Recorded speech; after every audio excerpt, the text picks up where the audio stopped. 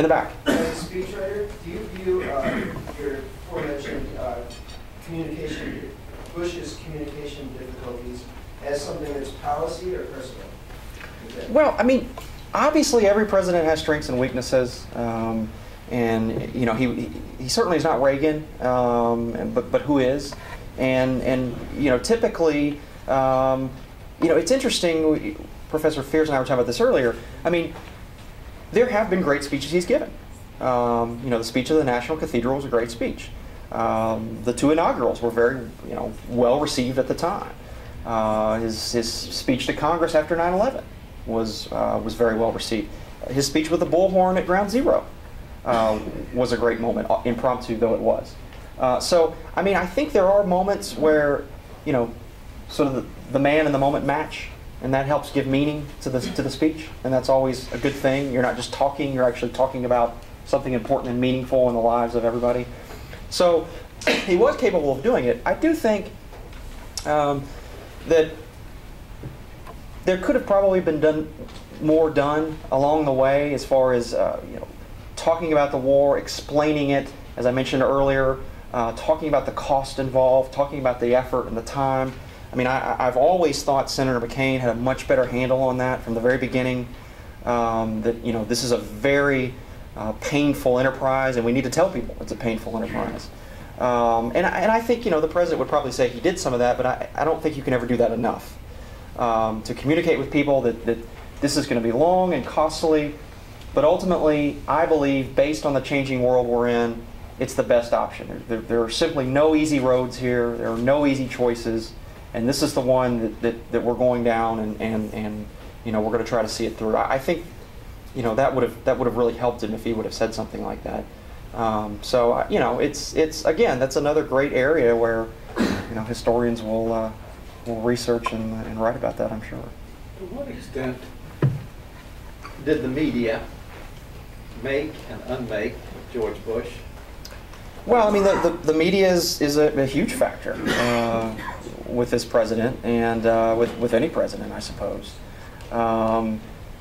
You know, it's sort of like, I don't know if y'all saw when I guess it was Slate.com came out and they had all their staff mention who they voted for, and it was, you know, 55-1 Obama. You know, the fact is that's the world he lives in, and it does no good to complain about that kind of thing. That's you know, that's where he is, and he has to deal with it. So I think in some ways it puts the onus on him to communicate even more, to communicate even better. And to find new ways to communicate. You know, with Reagan, it was sort of, you know, going over their heads and doing televised addresses from the Oval Office. So you know, I don't know what the solution was. It certainly was a factor. I think the coverage got progressively worse as the administration went on, obviously, and his numbers went down. And I think it's a real challenge for any president. I mean, it's the world we live in, and the media now is so much bigger and so much varied, more varied than it's ever been before. I mean, you've got blogs, and you've got, you know, internet sites and talk radio, and it's just, you know, it's a huge factor. It's a huge factor, and I think, you know, that's probably another topic that'll be discussed is the relationship between Bush and the media, and, you know, how much they help bring him down.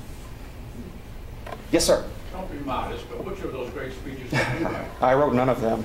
I was very far down on the totem pole. I did like Chamber of Commerce speeches and that sort of thing. Yes, sir. Yes, the state of the Republican Party is being talked about currently right now. I'd like to get your take on the legacy of George W. Bush and the Republican Party. Well, it's a great question, and I touched on this earlier. I mean, part of the Bush experiment from the beginning was to sort of remake the party, and we talked about that in some of our sessions this morning, and that was all very true, and I, you know, saw some of that firsthand. I mean, they're you know, say what you will about this administration and the politics of it, they were very aware from the very beginning of the changing demographics of the country, very aware of it, and were constantly trying to craft, particularly domestic policy, that fit the America of the 21st century. Whether it was, you know, talking about education, which Republicans don't like to do, expanding the life agenda to issues other than abortion, you know, with the faith-based initiative in Africa, whether it was immigration and Hispanic outreach. I mean, there was a very deliberate effort to try to remake the party to fit the 21st century. You know, David Frum, that was at the White House with me, has written a book about this, and he talks about how, you know, the thing that Republicans don't realize today is that Reagan won. You know, all of the issues that were Reagan issues, they're gone. I mean, tax cuts are pretty low today because of Reagan. Inflation is gone. The Soviet Union is gone.